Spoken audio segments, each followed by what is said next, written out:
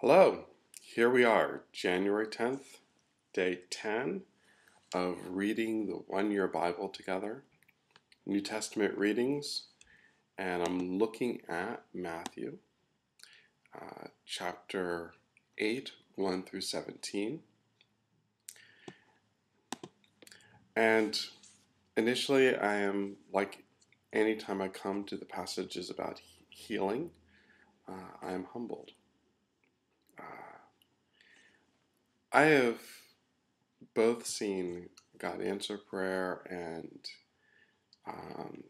work healing in the lives of people and friends that I know.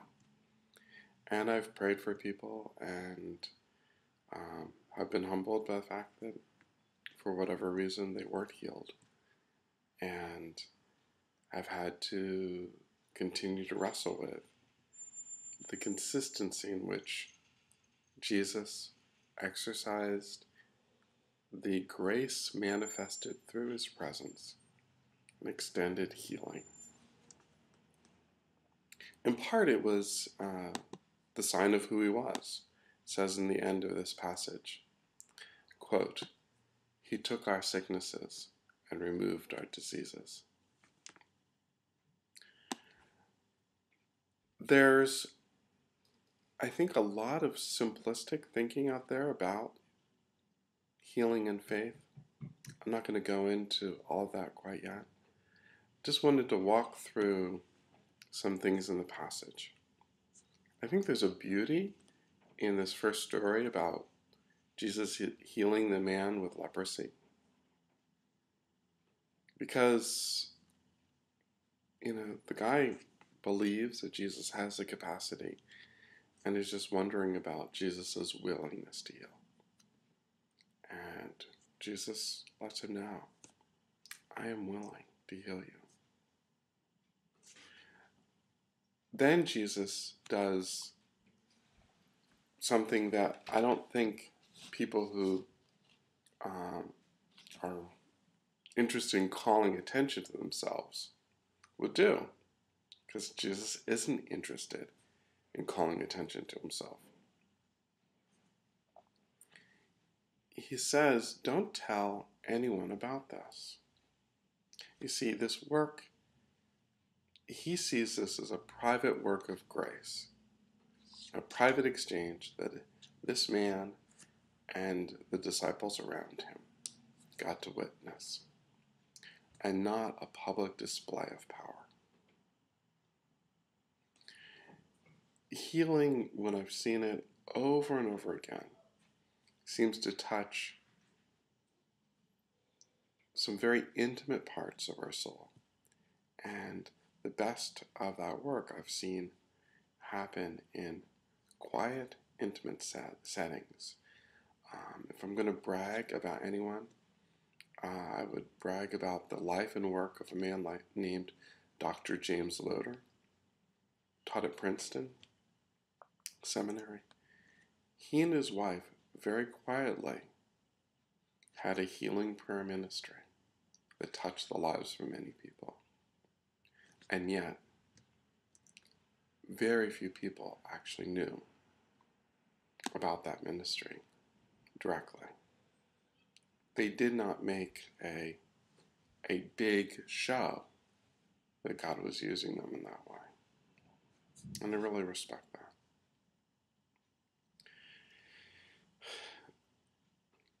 Then there's this whole matter of faith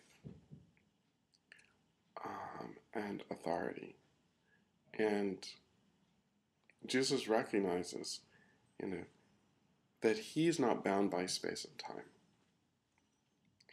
And there's this centurion who understands how authority works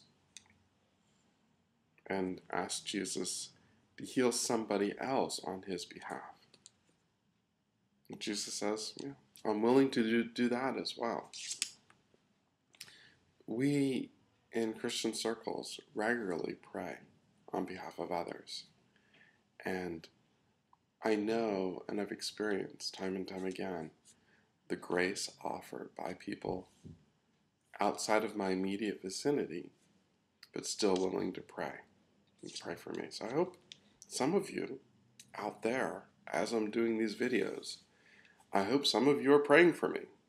Could use your prayers.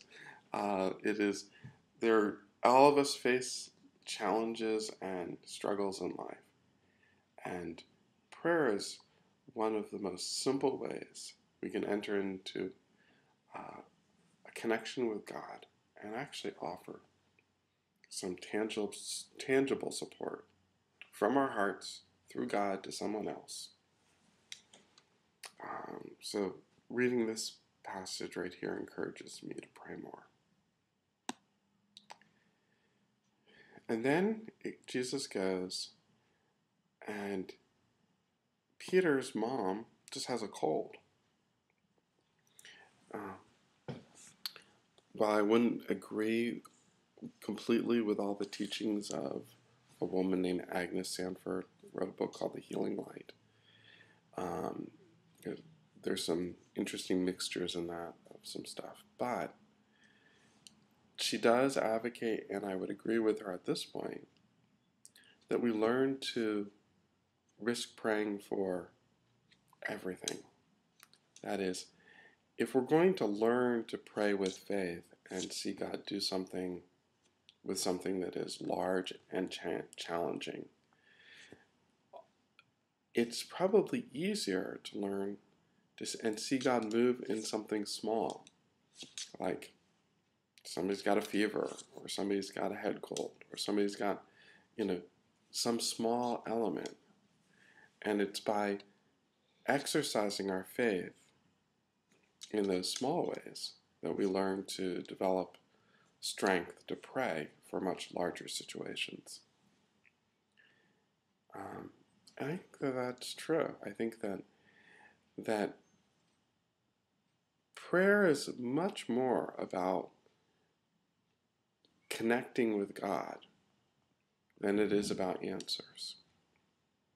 God's not a vending machine, but God's much more willing to respond to our prayers than we imagine. But the connection with God needs to be authentic and real. Now, soon as these things start moving forward, Jesus has to then, because he's cutting into, by doing these works of grace, he's cutting into the spiritual authority of evil. And so the next thing he's doing is he is also not only healing, but he's delivering people who are either oppressed or possessed by demons.